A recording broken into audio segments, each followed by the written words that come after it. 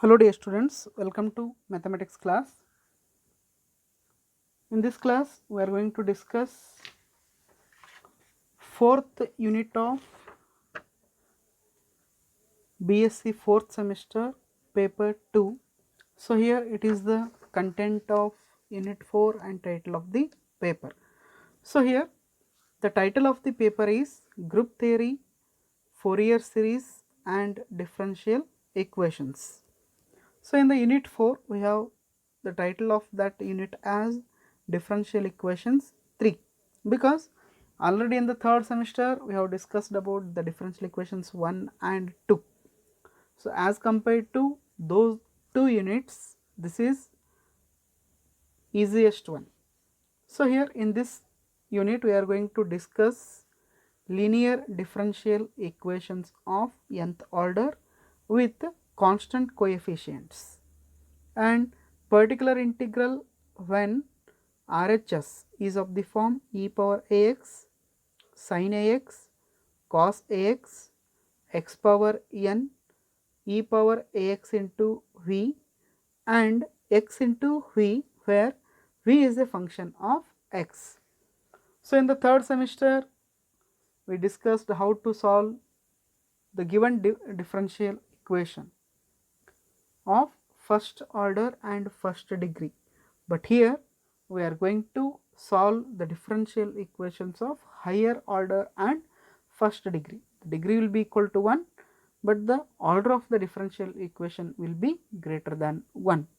So here linear differential equations of nth order means the degree of the differential equation will be equal to 1 with coefficients as the constant terms, and particular integral means whenever the differential equation has the right hand side 0, then its complete solution will be equal to its complementary function. But whenever RHS is other than 0, then its complete solution is given by complementary function plus particular integral, means that is the sum of two functions, one is complementary function and one is particular integral. So here the particular integral of the differential equations, if RHS is different functions of x, one is e power ax sin ax cos ax x power n e power ax into v and x into v. Here in both these two cases, e power x into v and x into v, v is a function of x. So now let us discuss the basic definitions of this unit, that is fourth unit, differential equations 3. So now the first definition of this unit is linear equation with constant coefficients. So here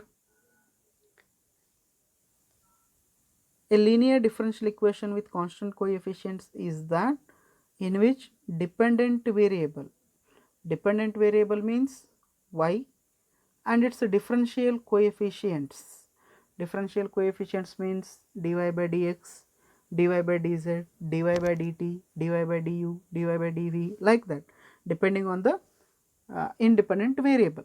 So here dependent variable and its differential coefficient occur only in the first degree, means the power of y is equal to 1 and are not multiplied together, means y and dy by dx are not multiplied together, and all the coefficients of those differential coefficients are equal to constants. So here look at this equation. So this is the general form of the equation. So in this equation we have a naught, which is constant, a1, a2, so on up to an.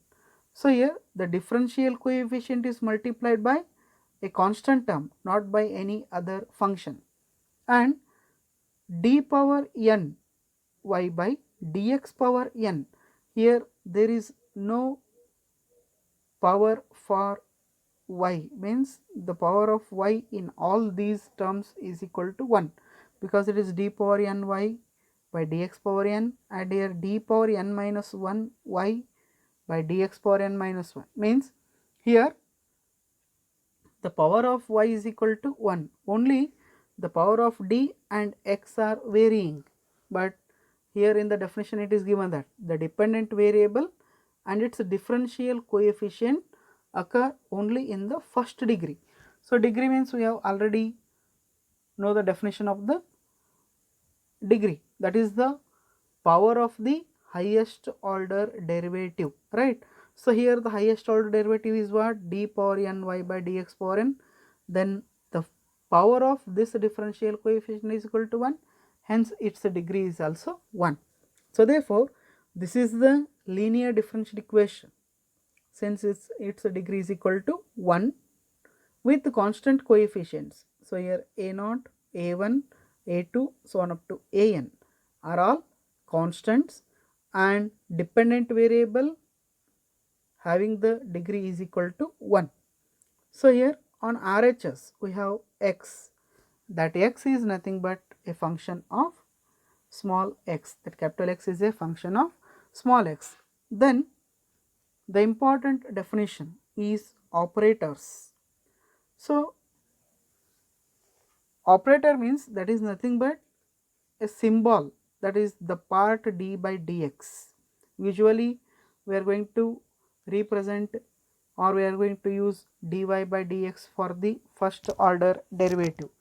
For the first order derivative we are writing dy by dx, and for the second order derivative d square by dx square, and so on. So here in the symbol dy by dx, the part d by dx is called as operator, because when this symbol operates on y, that will give the first order derivative of y. Or suppose if the same part d by dx operates on z, that will give the first order derivative of z. And similarly t, dt by dx means that is the first order derivative of t, like that here d by dx is the first order derivative of y. So symbolically we are going to represent these operators as capital D square, capital D cube, depending on the order of the derivative. So here d by dx equal to capital D, and d square by dx square equal to capital D square, d cube by dx cube equal to d cube, and so on. The nth derivative d power n by dx power n is equal to capital D power n. Here the general form of the equation, here we have the equation, that equation number 1, that is a0 d power n y by dx power n so on up to a n y equal to x. So the same equation can be written by using the operators as. So it is the given equation, keep as it is, that is a0 d power n y by dx power n plus a1 d power n minus 1 y by dx power n minus 1, and so on up to a n y, which is equal to x. Now put the operator for d power n by dx power n, that is d power n, then d power n minus 1, d power n minus 2, d power n minus 3, and so on. Here there is no operator, so simply it is y, which is equal to x. Now a0 d power n plus a1 d power n minus 1 so on up to a n equal into y is equal to x. This is nothing but the same equation, linear differential equation with constant coefficients, which is written in symbolic form. And this expression from this a0 d power n, a1 d power n minus 1 up to an is called as coefficient of y or symbolic coefficient of y, because it is necessary to define the next definition, this expression from this a0 to an, this is the symbolic coefficient of y. So this is about the linear differential equation with constant coefficients, and the operators are. So here operators are very important, because whenever we are going to write or solve the examples on this linear differential equation with constant coefficients, we are going to use the operators, because by using the operators the equation can be written in the simplest form. That is the only use of that operator. The next definition is auxiliary equation. So here the definition is the equation obtained by equating to 0. The equation obtained by equating to 0 the symbolic coefficient of y. So I already told what is the symbolic coefficient of y. So if we equate that symbolic coefficient to 0, then that is nothing but auxiliary equation. So here this equation, that a naught d power n, a1 d power n minus 1, a2 d power n minus 2, so on up to an into y equal to 0, this equation can be written as the function of d into y is equal to 0, because this coefficient of y is independent of y, right, and it contain only d. So therefore, because a naught, a1, a2 are all constants, then it is a function of d into y is equal to 0.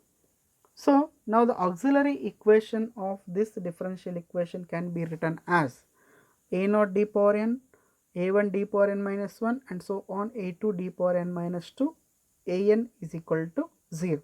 That is the auxiliary equation. So by using this auxiliary equation, we can find the values of d, because that is the polynomial in d. If d power is equal to n, then it has n roots for the equation. If n equal to 2, then 2 roots, n equal to 3, that is a cubic equation, hence it has 3 roots. If n equal to 4, then that is the biquadratic equation, then it has 4 roots. So depending on the value of n, we are going to find the roots of that equation, and by using those roots we are going to find the, or we are going to write the solution of the given differential equation. Now we have the rule to solve the linear differential equation with constant coefficients. So here let us consider the equation, that is f of d into y equal to 0, right. That is nothing but a naught d power n y by dx power n plus a1 d power n minus 1 y by dx power n, and so on up to a n y is equal to 0.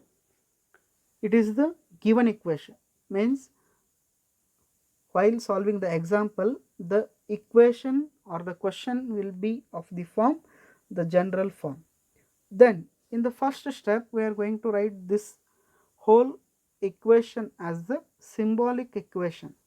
So the first step is write the equation in the symbolic form.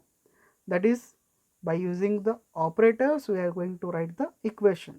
That is a naught d power n, a1 d power n minus 1, a2 d power n minus 2, so on up to an into y is equal to 0. So this is the symbolic form of the given differential equation.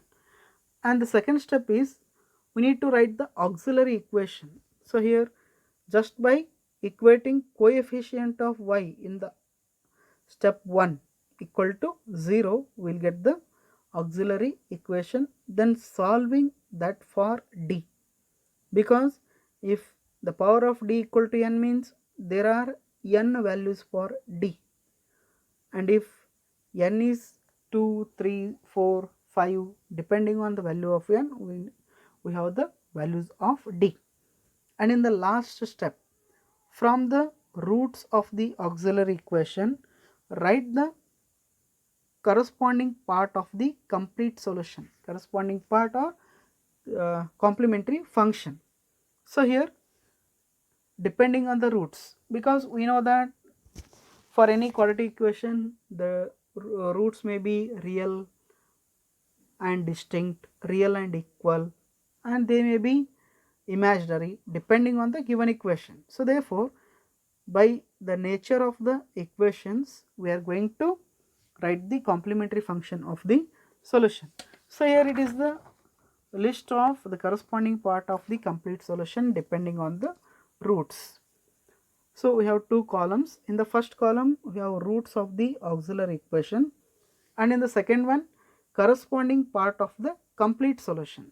So in the first column we are discussing, or we have discussed the nature of the roots, and here it is the nature of the complementary function.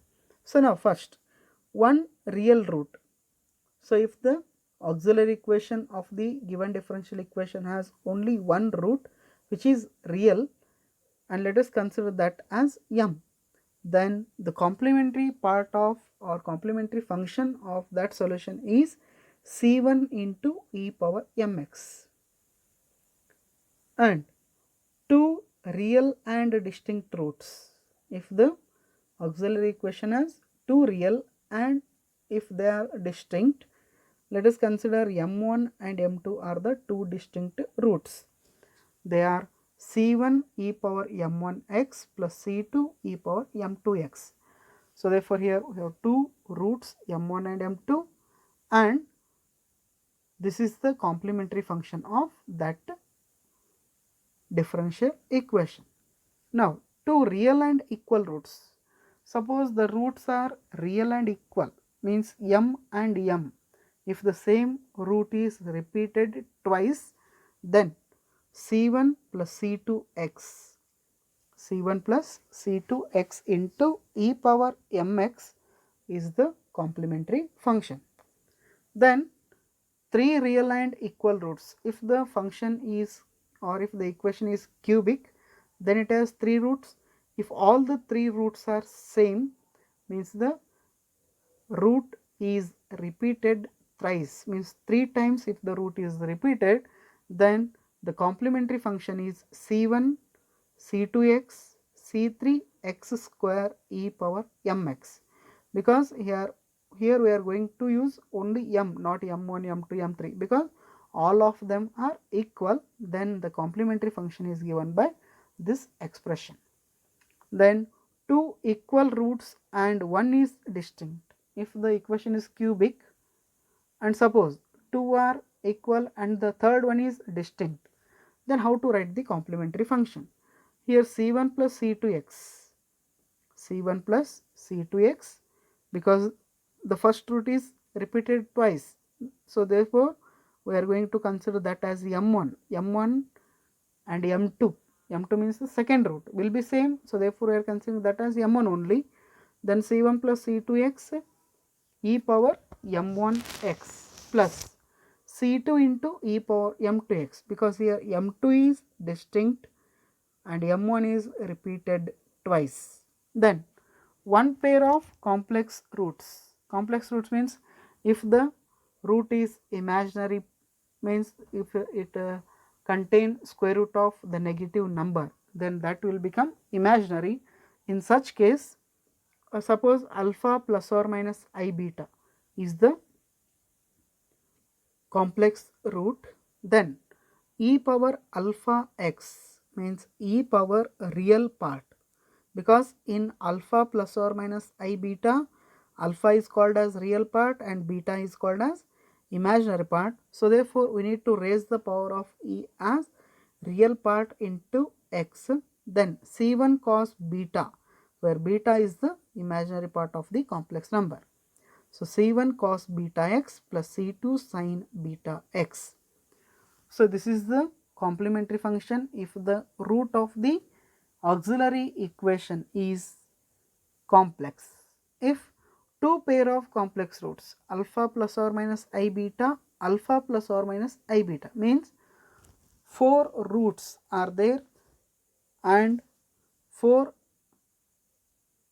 complex roots, but they are representing two pair of the complex numbers, because alpha plus I beta twice and alpha minus I beta twice. In that case, in both the roots, real part is same alpha and the imaginary part is also same beta. So therefore e power alpha x, right? And the same root is repeated twice. Whenever the root is repeated twice, we are going to use like this, c1 plus c2x. So therefore here c1 plus c2x cos beta x. Instead of c1 here, we are using c1 plus c2x cos beta x plus c3 plus c4 x sin beta x, because root is repeated. Whenever the root is repeated twice, we are using the complementary function of the form c1 plus c2x, and we have already used c1 and c2, so therefore we are going to use the different constants c3, c4. So this is the introduction part about the linear differential equations with the constant coefficients. So this introduction part is very important. In this class we have discussed the definition of the linear differential equation with constant coefficients, operators, then auxiliary equation, then how to solve the linear differential equation with constant coefficient. There is a rule how to solve. So depending on the roots, how to write the complementary function. So this is the important list which is going to use to solve the examples.